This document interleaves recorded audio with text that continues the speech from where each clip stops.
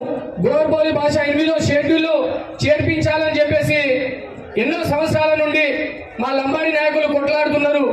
ఆ విషయాన్ని కూడా తమరు అసెంబ్లీలో ప్రస్తావించాలని చెప్పేసి సందర్భంగా తెలియజేసుకుంటూ ఇప్పుడు ఉన్నటువంటి ఈ బంజారా భవన్ ని వెంటనే మరి దాన్ని ఓపెన్ చేయించి మా బంజారాలకు అనుగుణంగా మా కుల సంఘాలకు మీటింగ్లకు విద్యార్థి సంఘాలకు అనుసంధానంగా చేసే విధంగా దీన్ని ఓపెనింగ్ చేసేటువంటి కార్యక్రమాన్ని కూడా పురుకోవాల్సిందిగా ఎమ్మెల్యే గారికి విజ్ఞప్తి చేస్తా ఉన్నాం.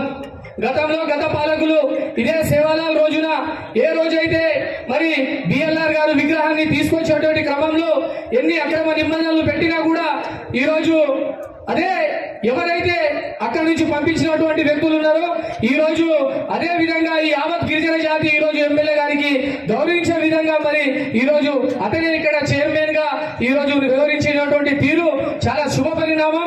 ఏదైనా సరే గిరిజన బంధువులందరూ కూడా మా గిరిజన బంధువులు యావత్ ప్రతి ఒక్కరు కూడా మేము నమ్ముకుంటే ప్రాణం ఇచ్చేటువంటి వ్యక్తులం మేము.